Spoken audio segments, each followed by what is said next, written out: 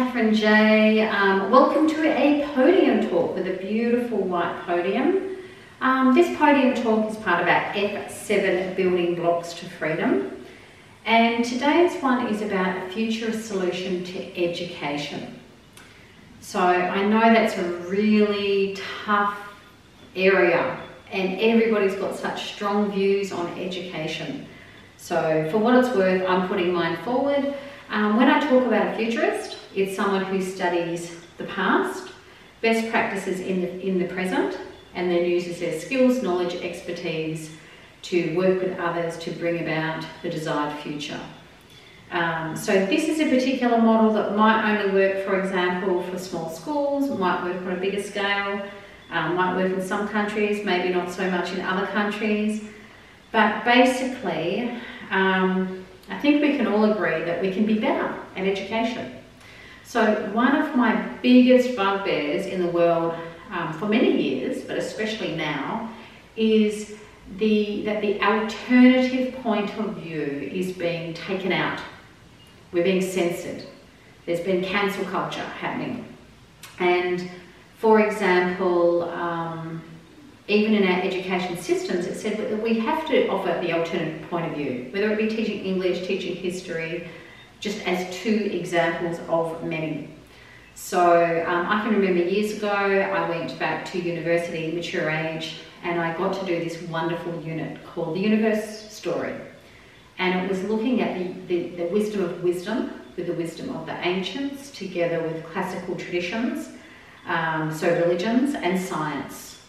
And that was life-changing for me because it was just, even though I'd always been interested in different cultures, the way that they approached this particular course, and it was based on a book and a video series which was fabulous, and it was just wonderful. So I'll just give you an example.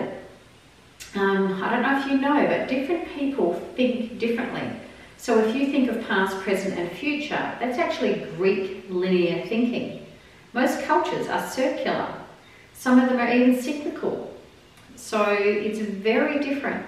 So for me, for example, if I am teaching in particular situations, I love looking at creation versus evolution versus the dreaming, for example, from the Indigenous culture in Australia.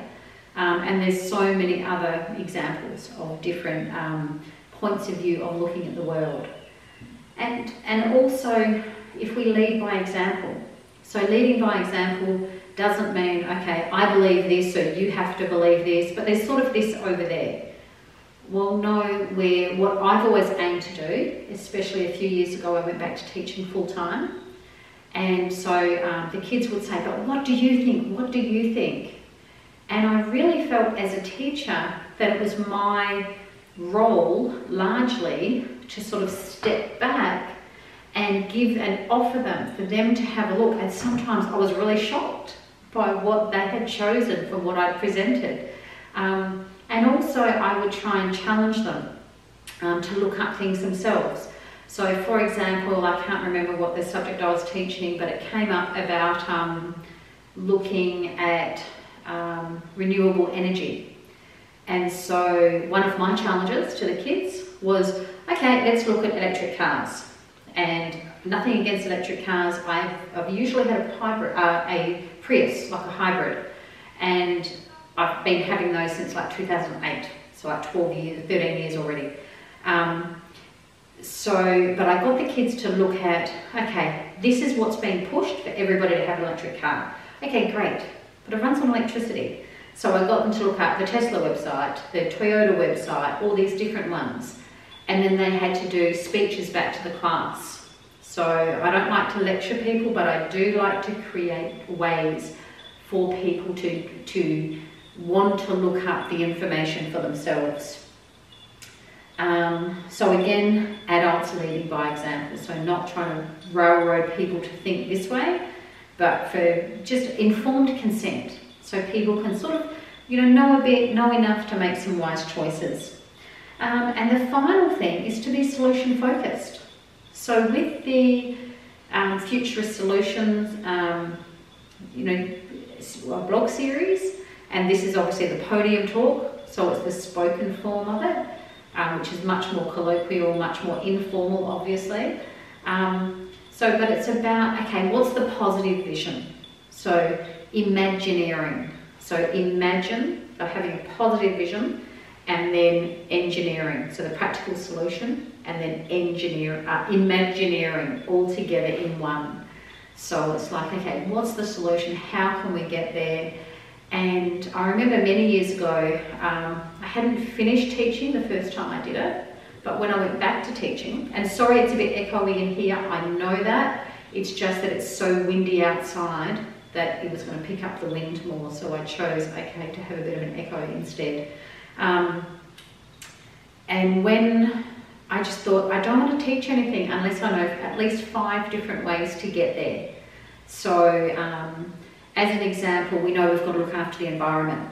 So for me, one of my choices has been, where possible, to drive a hybrid vehicle, or to, you know, jump on the metro, or, you know, walk down on a Saturday morning to go and get coffee, you know, whatever it is, turning off the lights, you know, drawing the blinds on a hot day so that it's not as hot inside, so you don't have to put the aircon straight on. Just simple little things like that. Just call me conservative, call me old-fashioned. Yes, that's me, because I want to look after the environment. I love this planet. I'm up at one of my favourite places in the world, Maru Prayer House, and I can just see outside, and I've just, you know, spending time with God, and just this magnificent place up here. And yeah, I just felt to share about my thoughts for education. Okay, hope that's been helpful. Hope to see you next time. If you like what you're listening to, please subscribe. Thank you so much for listening. My name is Catherine J, and this has been part of the F7 Building Blocks to Freedom, and this is a podium talk. And what F would it be today? About future, because it's future a solution too, in this case for education. Thanks for watching.